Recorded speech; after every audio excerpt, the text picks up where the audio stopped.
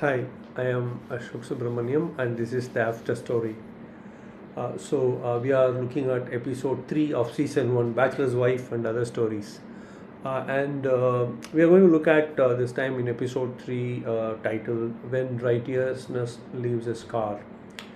Now, the core theme of this episode is that Dharma is not emotionally neutral because, victory may be righteous. People win wars, people win battles, people win situations, but the consequence of righteousness is rarely painless. You will find that there is a moral complexity about righteousness where we explore emotional scars left by what we call as the right choices. Now, how do we go about analyzing this particular complexity where righteousness is not always neutral, right? So we will look at Lakshman as a perspective device, a lens, okay, in terms of sitting with the reader and then pondering over these questions. The good part is that Lakshman was through some of these situations either as an actor or as an observer or acting as our conscience in this entire episode. So we will look at this as a we will dive deep. We will look at it as slow, and then we will introspect about what is the cost of being right, and this comes through a conversation with Shweta Hitesh Joshi, who is the co-author of this book. Now, if you look at Lakshman, Lakshman is a very powerful character because he's always beside the protagonist, and he also brings in, therefore, the close quarters observer. But he's not a perfect narrator. He's an unreliable narrator. He has his own quirks. He's angry. He's impetuous. He is, always in the lookout to protect his brother and sister-in-law. So, considering all of that, how does this device work? Okay, it's very, very interesting to see. We are going to have this conversation with Shweta Hitesh Joshi about 4 situations, and I'll explain the 4 situations during the conversation. So, are we ready to now connect with Shweta Hitesh Joshi? So this is a very interesting and I would say one of the more challenging episodes we are going to talk about. The topic is when righteousness leaves a scar. So we know that Dharma Right. is not, emotionally neutral. There are effects on, a person as a human, and also there are the unintended consequences of karma. And we have covered this while we were doing our edits, and then the inauguration. We have talked about it a lot. The more important thing is that one thing that I found while I was deciding the episode was Lakshman is a common thread in all the four, apart from Ram himself. So it's important for us to therefore wear the Lakshman's hat, because we've also kept Lakshman to foreshadow a normal reader's point of view perspective, and he's asking those questions also alongside in some of our episodes. So we thought wearing Lakshman's hat would be very interesting. So Right. from that perspective, we are looking at introducing Lakshman here as a lens. So he acts, he protects, he obeys, and he also watches, because unlike any other protagonist, Lakshman is there through and through. Ram's journey as exiled prince, and then the warrior, and then finally the emperor himself. So from that perspective, I think one of the first stories that come in the book is lines crossed, right? Where Right. Lakshman is an actor. See, one of the interesting points that we found in the book was what made Lakshman's because Lakshman is the architect of the most significant moment in the epic Ramayana, original Ramayana, because if he had not left Sita, things would have been different. Uh, and it was probably one of the most morally complicated situations Lakshman could face, right? Any individual could face. He is under command by his elder brother Ram to stay and protect his sister-in-law Sita, whereas her sister-in-law Sita asks him to go and fetch and look out for Ram because she's hearing this painful cries of Ram, even though she knows that Ram is capable, Ram is invincible, but still that iota of doubt, worry comes into her mind concern.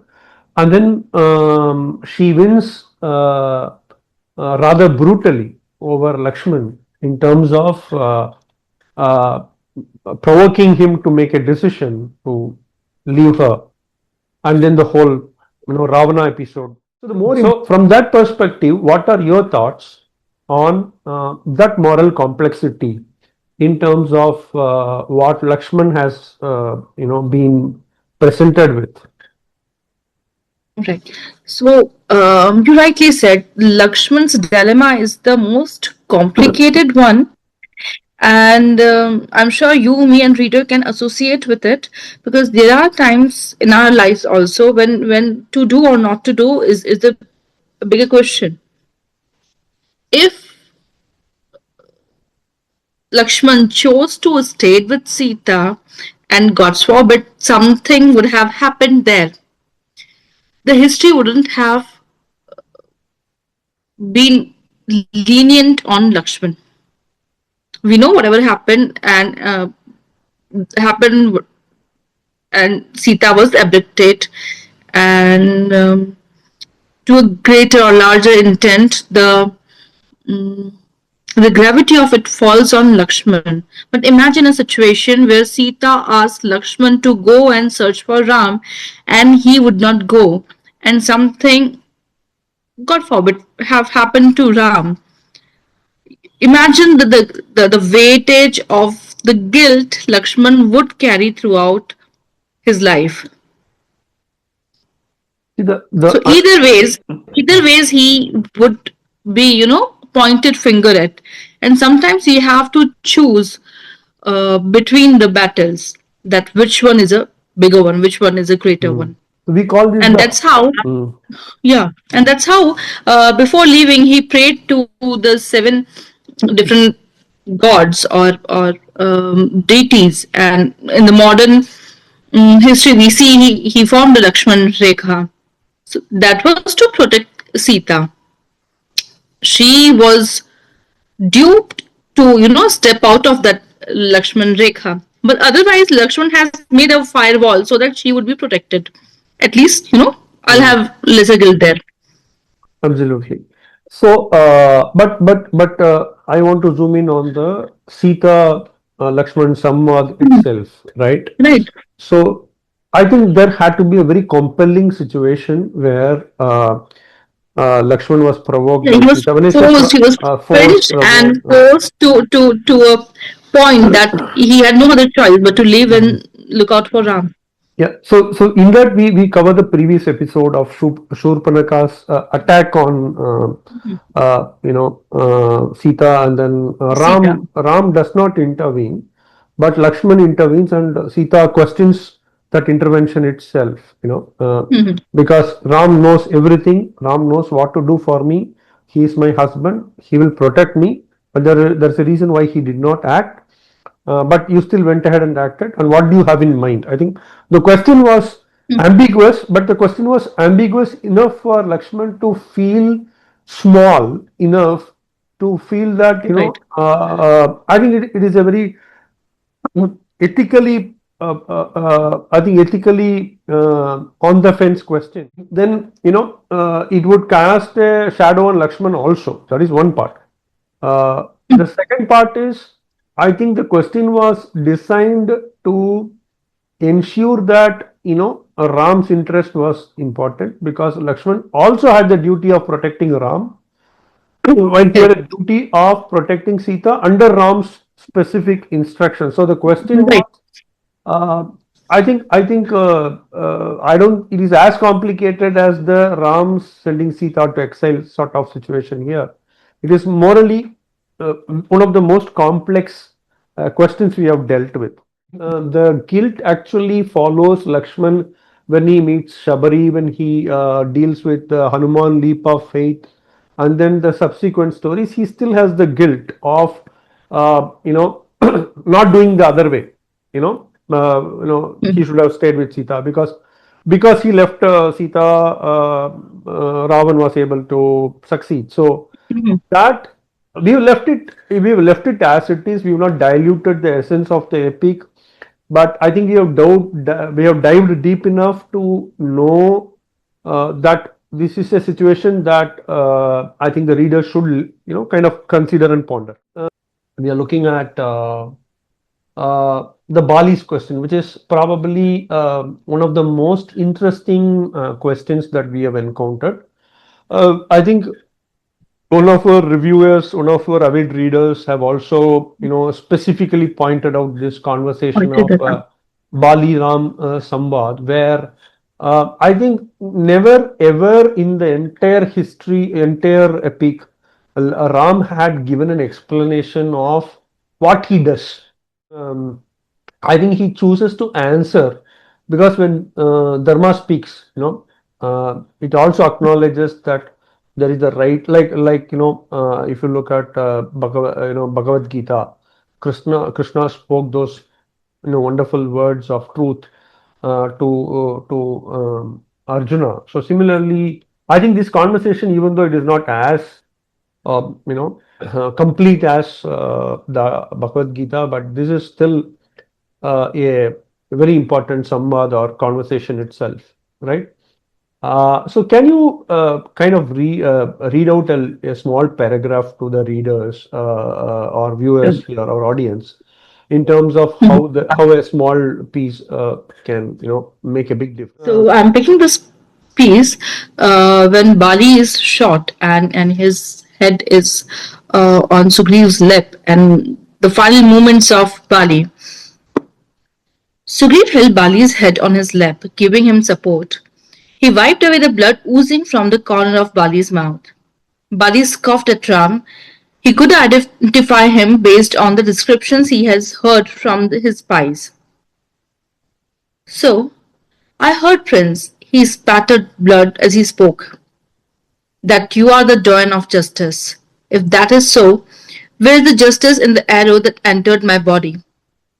Ram laid away his bow and arrow and knelt beside the fallen warrior. He showed a calm face and did not reply. You have no answers, he drawled, trying to catch his breath. Was I your enemy? Why did you choose to fire your arrow at me? We have not even met before. Do you have answers? You chose to support my errant, cowardly brother. This is neither wisdom nor courage. Ram reached out to the hold of Bali's wrist, but Bali pushed his hand away. You're trying to be nice, when you know I'm down and about to die. You could not come in front of me in a man-to-man combat when I was in full strength. How is this valor of yours, which you are so much spoken about, and that formidable name of yours, Maryada Purushottam? Bali raged despite his mortal injuries. Before you answer, did you even consider the fact that Ravan has been defeated by me in the past, and Lanka may heed to Kishkinda in releasing your wife Sita without a war? Least should I say I am disappointed, O the Prince of Ayodhya, said Bali. So his questions are very sharp, and for a warrior like him are very, very important. Let's see, I'm in my final moments, not because of war that you rage at me, not because I am lesser to you in valor, but because you choose to shot an arrow at me from a distance hiding behind a tree. And I'm not your enemy. We have never met before.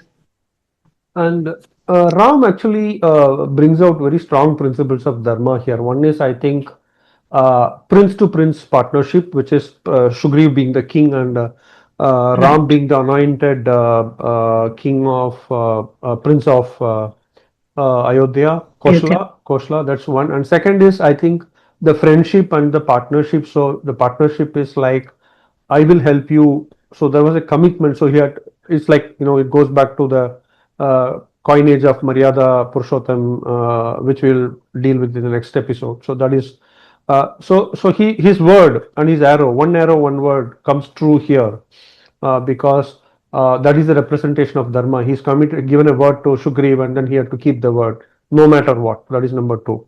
And he will do all it takes to win. And third and more important thing, I think that is where the karma part comes in, where I think Rama the human hides to hunt or kill Bali the Vanara, right? So it is like he says that a hunter has to hunt to kill, which is the dharma of the hunter. But I am not, from that point of view, I violated definitely a fundamental tenet, and that is what comes back to the Jara Krishna episode, where Jara fires an arrow at Krishna, and then goes and meets him, finds him wounded. So I think there is an unintended consequences even if you do the right thing. I think it is one of the finest displays of the relationship between dharma and karma. That is why you can't control karma, to be honest.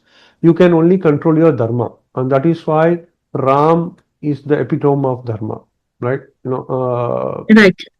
And beyond the prince to prince friendship, or the agreement that Sugriv and Ram had.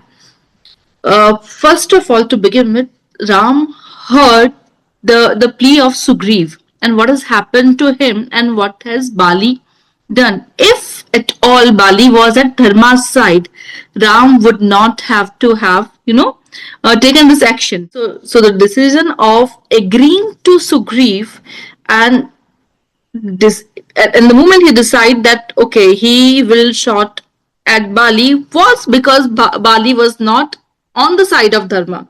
Exactly, because Sugri was rightfully anointed, and by the ministers, after knowing at that point in time that Bali was dead.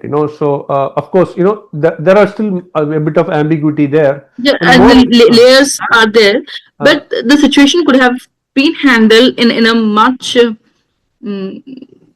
wise way. No, it was the most appropriate thing to do at that point in time, given. No, I'm talking about in between Bali and Sugriv. Yes, yes. So that is a very different thing, because end of the day it's Vanara, and Vanaras have a particular way of behaving. Hanuman being that wonderful exception in terms of wisdom and knowledge. Now, the third point where so this entire conversation is heard by Lakshman, right? So Lakshman also intervenes. Why are you waiting? Why are you doing this? So he asks those pertinent questions also during. I think when Ram is trying to aim at Bali. The third thing is that Lakshman himself becomes an actor again, where he is forced into a similar situation where he has to disrupt. He has just been revived by the Sanjeevani herb, and then that morning, as soon as he is up and about, he goes to goes to the Nikumbala Devi's temple, where Indrajit is doing the puja, the yajna, and he actually puts out the yajna kund ka jo fire, the sacrifice, the pyre, he puts out that with his wet arrow. So it is actually interrupting of Devi's worship, in a sense, Devi sadhana. It doesn't matter who is right, who is wrong here.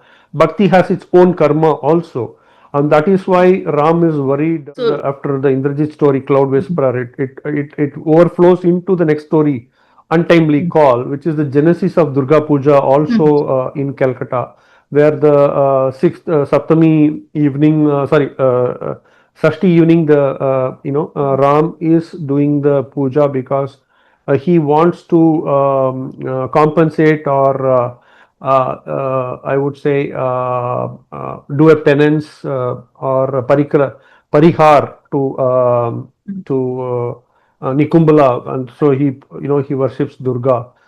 So you can see that the dharma karma complexity comes there also, right? Right. And Ram, for being the divine, still has the question: if you are the divine, why do you worship? Why do you need to worship another divine? But I think we have covered that question also. But more importantly, staying on focus on the dharma part. So Lakshman had to interrupt a Devi Puja to secure the victory against Indrajit. If Indrajit had been successful during the puja, it would have been difficult. I mean, he would have been absolutely invincible. Okay, it is the same story of where bhakti and dharma don't align for Indrajit. At the same time, because of dharma, Lakshmana is disrupting the Bhagavan Bhakta relationship between Nikumbala Devi and Indrajit. So I think that is it. That is another point where your action around dharma is having an unintended worry in Ram's mind. And Ram knows the consequences, and therefore, I think only Hanuman identifies that complexity, and then he says that it has to be done, and then that's when people sit. Because till the time people are not able to understand what is in Ram's mind, till Hanuman himself, given his wisdom, explains, and he knows his master Ram, Lord Ram, Sri Ram, very clearly that and similarly the same thing comes to the Rameshwaram story also, where I think you can kill Ravan, who is the epitome of evil and ego, but still you have to come and do your karma, to deal. You have to deal with your karma, even though you stood on the side of dharma. So that point is sometimes not very easy. It's not, the world is all the righteousness and the wrong, the dharma and the adharma, the good and the evil are not a simple and straightforward equation. That is the point we are trying to make here. So if what are your thoughts on the Lakshman? So I'll simplify the things for you. Number one, um, I would like to begin with, separating karmakand from bhakti. So, doing Nikumbala's puja or having a yajna there was a karmakand for the victory in the war. It was not bhakti. Had it been bhakti, bhakti purifies you, Bhakti tells you that what are you doing is absolutely wrong. But it was not that. It was a coma which was happening to have the goddess's blessing to win the war. It was not to please the goddess for bhakti, for the love of goddess being goddess. It was a karma kand to please her it was more ritual to than have devotion. win in the war. It is more ritual than devotion. So number one, that simplifies that bhakti and karma ka whatever confusion people may have. Number two, even that the action of karma kand, when I am doing and somebody else is interrupting, is an action that is created, and it will have effect after effect sometime. And to repent that Rama had another puja to please the Devi and for what do you call it, prashchit of the yajna vidvans. So these two things are done. Now coming to Lakshmana and Indrajit, they were in the war by virtue of the heroes that they look up to, or the ideals that they look up to, right? Lakshman has this vow that he will protect Rama and Sita and the interest of Rama, and that was the very reason he came along to the exile. Indrajit here is burdened by his duty towards his father, otherwise he would not be a party to the war. Fair enough. I think that's a very, very nice way of interpreting, because yeah, see, that is what. So I think the karma of somebody or and the dharma of Lakshman, even the dharma of Lakshman has its consequences. Was the point? Right. Right. So Hmm. Indrajit bhakti versus I would say karma in terms of his duty is well explained. I think that's what I mean. You covered that. Hmm. So coming to the next part, which is Indrajit's father Ravan. Now we see Ravan appearing in a couple of places, including the Indrajit's Cloud Whisperer story. But I think he has one episode, which is the first story of the book, where we wrote the story, the Chink in the Armor. So there, I think when he is in his deathbed, Ram still respectfully brings Lakshman to him, and then request Ravan to give some sageful advice to Lakshman. Okay, now it is very similar to Lakshman represents us in that situation because there is still a lesson to be learned. The victory is over, but there is still a lesson to be learned, and Ram knows that, right? Ravan has still something to contribute to the world before he passes, and which is telling. I think he feels remorseful. I think we have allowed remorse in Ravan here, and in his dying moments, he talks about the overall the dharma, Raj dharma, and all that. But more importantly, his own failure, and he finally zooms in, or gets to the point where he talks about uh, what that one thing that really made him fail. Okay, I think Lanka was a happy kingdom. People, it was a bountiful kingdom. Lot of good things were happening, so the citizens were happy. Okay, that is what you when you read the story but that is a mirage, because over and above that, so when people say today, achedin, so to say, right, so those that is basically when people are living a material life, soulless life, they're happy with the riches. But when it comes to actual, what you call, how is the king, right? Yata Raja Tata Praja types, right? You find that there are good people on that side also, but more importantly, it is Ravan tells that he did not listen to the good voices and wise voices on his side because he had a lot of ego. He has been defeated. He has been humbled by Shiva, Kartavirya, Arjuna. Then you got Bali and Ram himself. And then finally he realizes that his ego, or what you call ahankar, is when you have ahankar, you can't really understand what your dharma is. uh, and that also, and Sriharan, is a big crime. But I think that crime had a lot of preceding events, which essentially comes to the point that righteousness and humility go together. Right.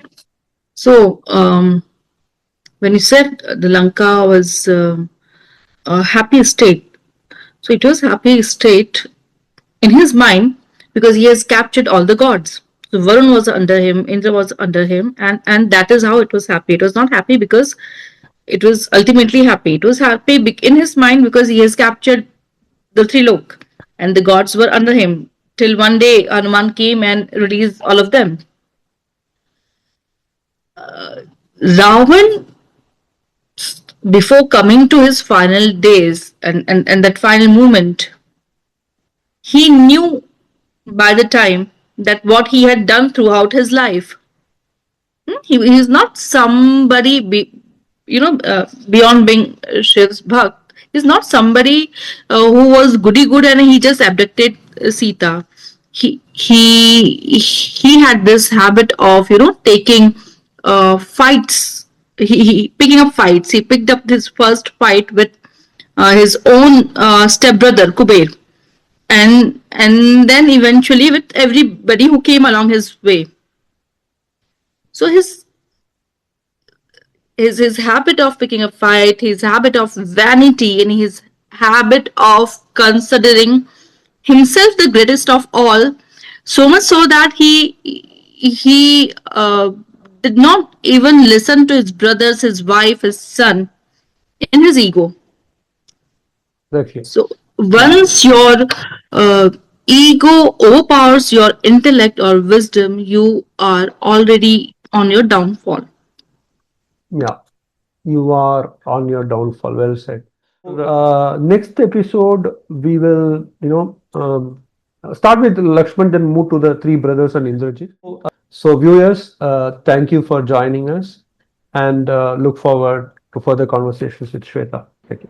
So if you look at the I mean, as we analyzed through the conversation with Shweta, we have seen that Lakshman is in this very interesting position, very close to the protagonist, mainly Ram, and therefore he's able to watch Ramayana through the entire like a ringside view of Ramayana, and that makes him a very potent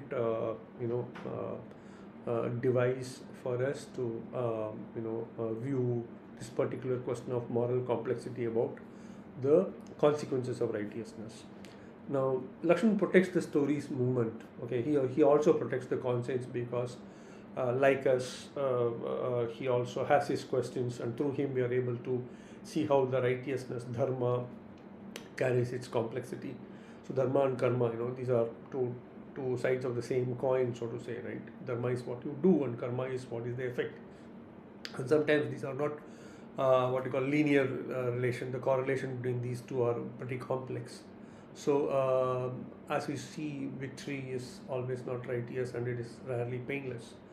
Now, in our next episode, we are going to look at episode 4. We are going to look at what we call as what it means to live in the shadow of illustrious. And Lakshman is a perfect example of that, being the younger brother of Ram, and he has stayed through and through the 14 years childhood, and also through the war, and then post that coronation, and the aftermath. So he's been there throughout. Now, if that is the case, can what was his role? Was he just a subservient character, or did he have his own characters? What really went inside him? So that is one part. So some of this we covered, I think, during this episode, but we will see how that translates.